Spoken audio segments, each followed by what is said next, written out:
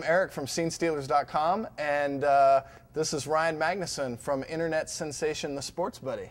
Hey, what's up? And we're going to review The Informant today, which is the new Steven Soderbergh film starring Matt Damon, and not really what you'd expect from a movie called The Informant. What I'm about to tell you, it involves something very large. Everyone in this country is a victim of corporate crime by the time they finish breakfast. Yes. Things are going on I don't approve of. I mean, I feel real bad about that. Corn goes in one end and profit comes out the other. Weird, right?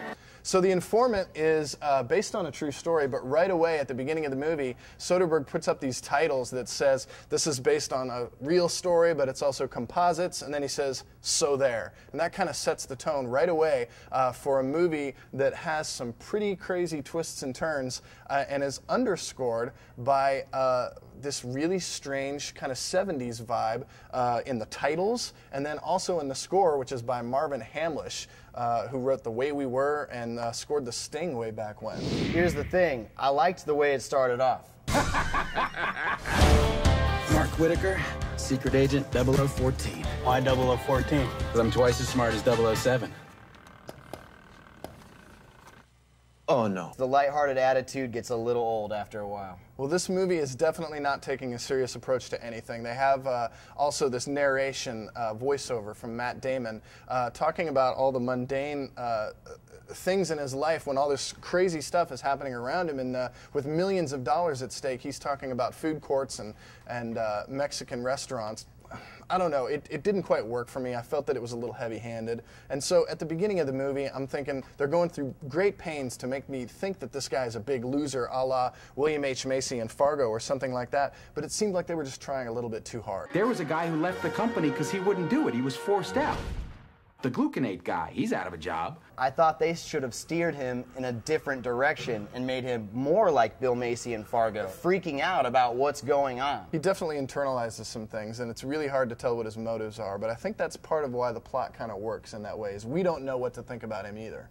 I'm a person of interest in an ongoing investigation. Oh, my God. How come he isn't thinking, oh my gosh, how is this happening? What's going on? How come we don't hear any of his concerns about the reality of what's going on? Okay, I get that he's detached from reality. The only thing we hear from him in his voice is, you know, the mundane stuff, the really boring stuff. 7:30 a.m. I am approaching the entrance to the office. Good morning, Liz Taylor, secretary.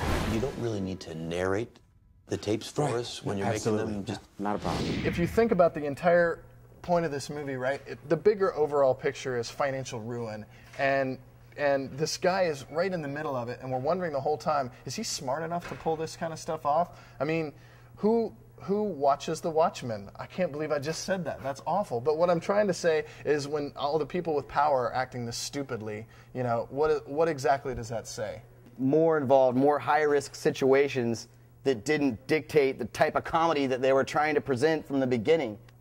That's where it started to drop off for me. See, for me, that kind of offensiveness, that's actually when the movie started to work for me. So I think we're definitely on polar opposites here, but we're also not, like, highly offended or really excited either. So I definitely want to see it again, but this is going to be a minor rock fist up for me. It didn't, like, affect me emotionally towards the end. It's not what I wanted. I wanted it to shift and, like, become this totally crazy thing, and it just kind of maintained this lighthearted attitude all the way through. It does have a certain surface value, and it doesn't seem to get too deep beyond that, like, let's say Fargo would. I keep bringing it back to Fargo, but yeah, I can see that. So it trying to be a comedy and ending up not being that good of a comedy is what makes me give it a minor rock fist down.